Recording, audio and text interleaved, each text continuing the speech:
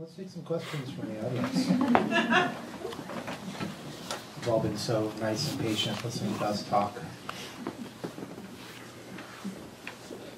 Sit here all night. Yeah. So you mentioned certain authors who give you a feeling like better than a drug.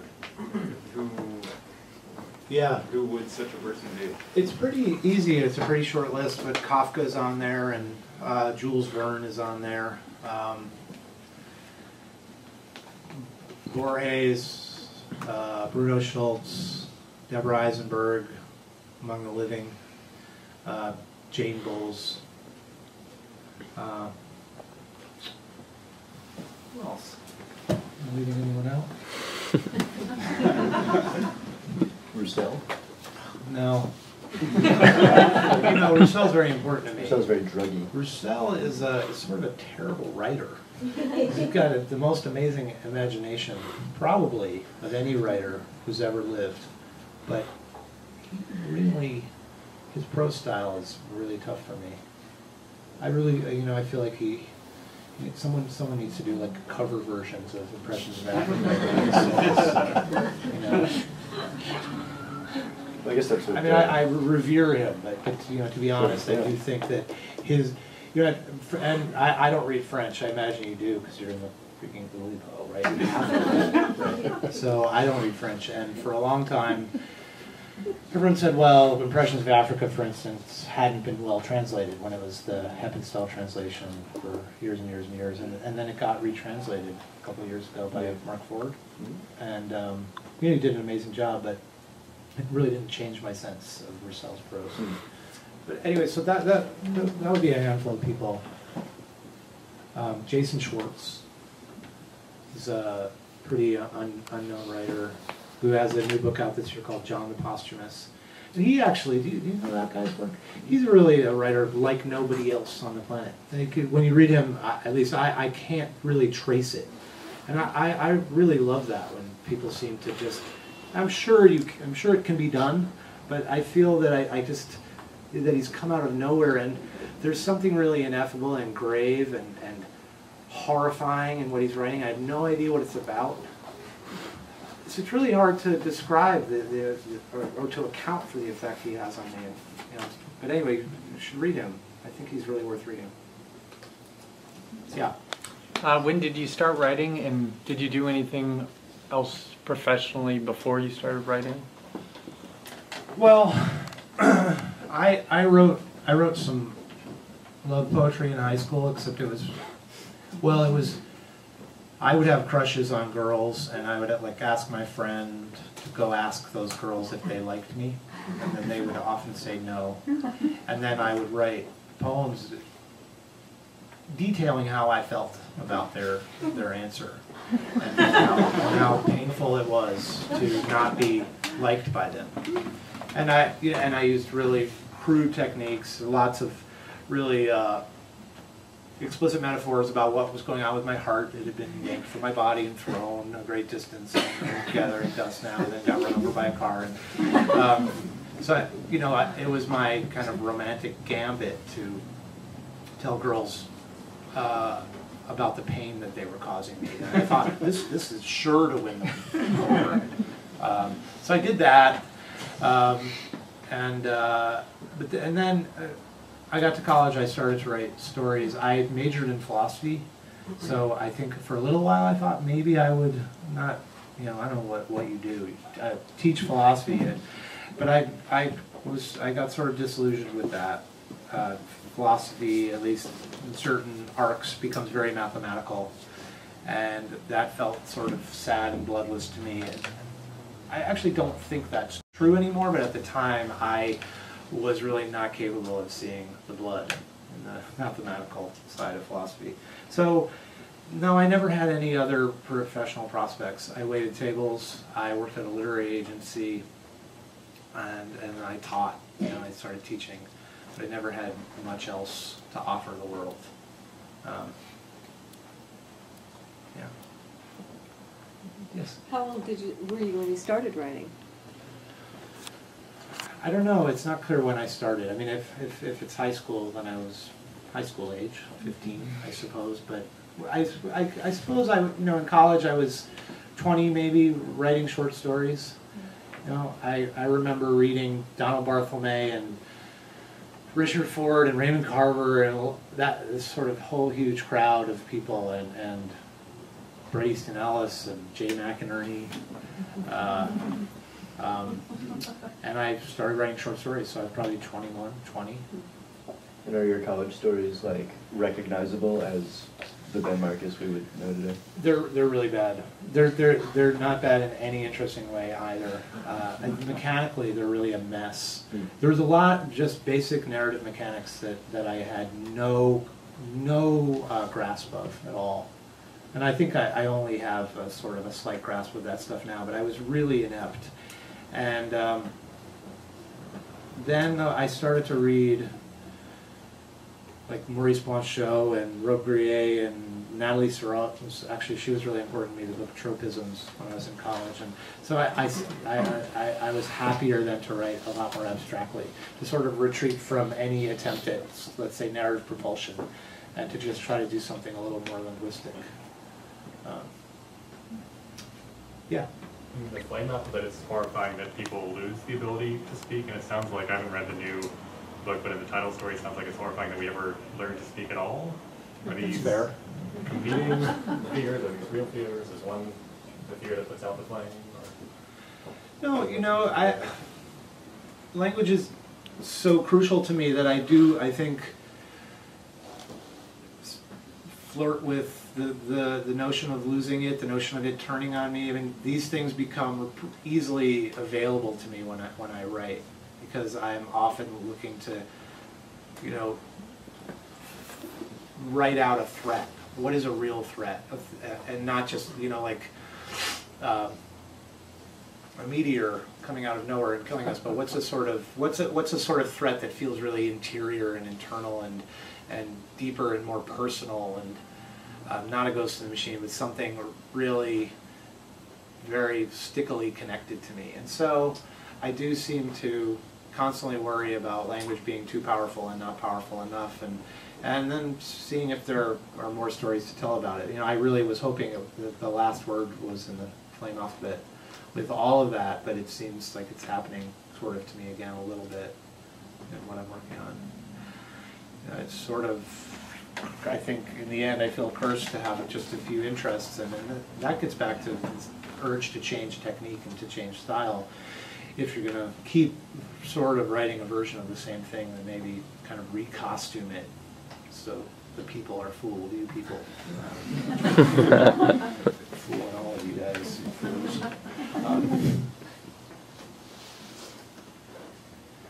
Some more questions? Yeah.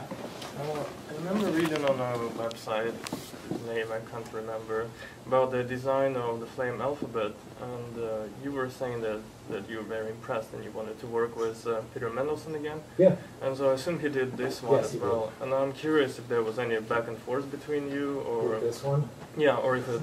He just sent it in the mail one day. And when he did, it seemed so inevitable. I was like, oh, of course, because he's usually using the same technique, and they call it branding, which I think is. I thought you could only use that word for something that's sold for actual money, but it turns out you can use it for my books too. I think he's amazing. I follow his work. I love seeing his new jackets. He's such a smart guy. He also reads the books he designs, which I guess you don't have to do, right? You might just read the title, or maybe a few words in the title, one of the words, maybe you look at the author photo.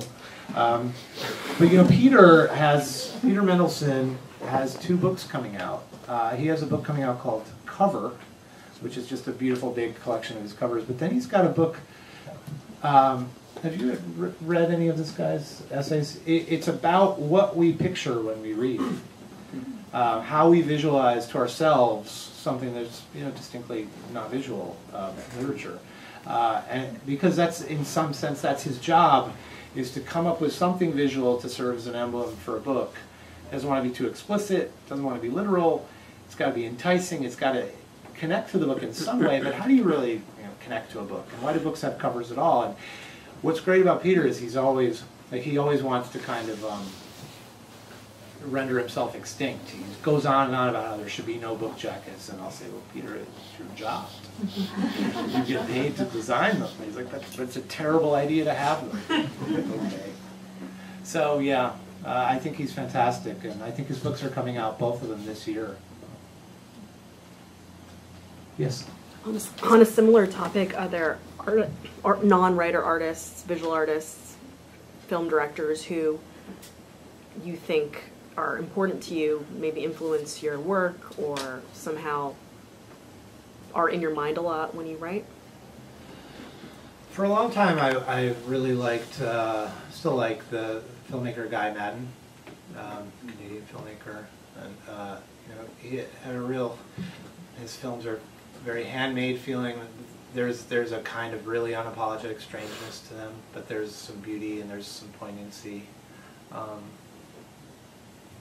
It's always a hard question. It's like the job interview question. Your favorite writers, and I'm just like, I've never seen any art. There's a musician I feel that I'd like to be influenced by, Nicholas Jarre, and now he's in a new band called Dark Side. That's sort of good too, but he's somebody who seems really unclassifiable to me.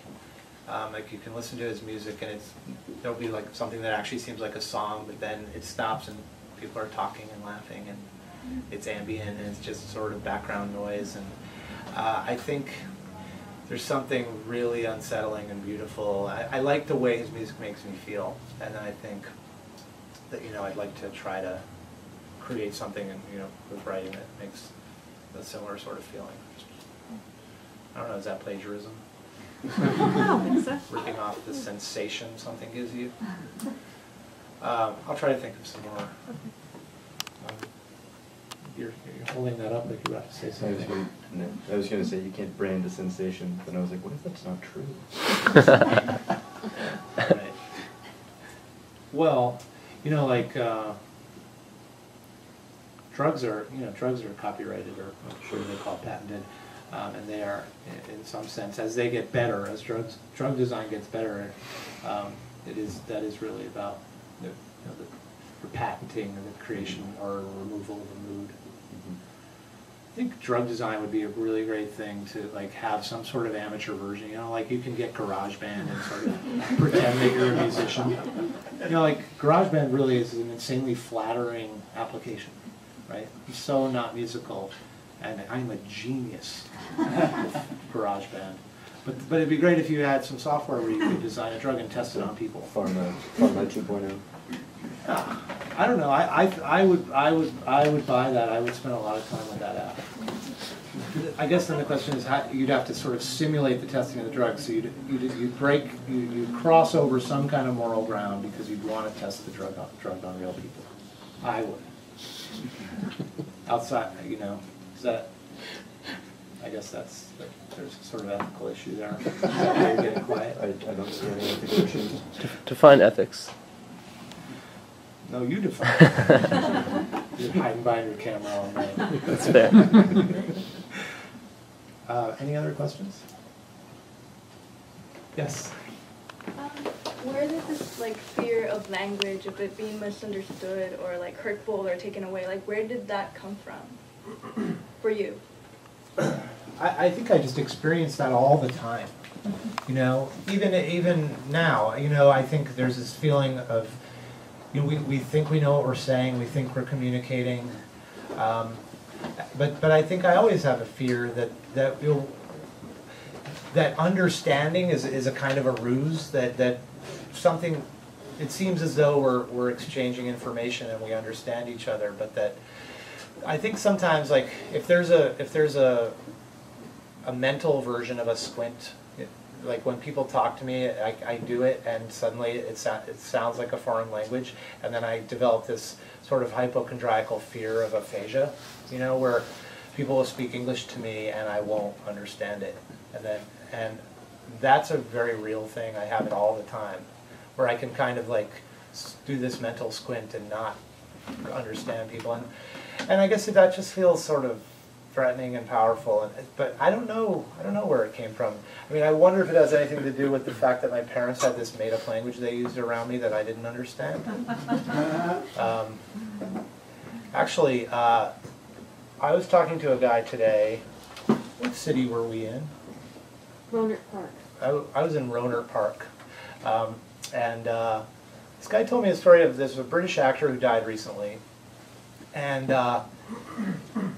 in his obituary it mentioned that he'd had this really, really, really torturous, horrible childhood.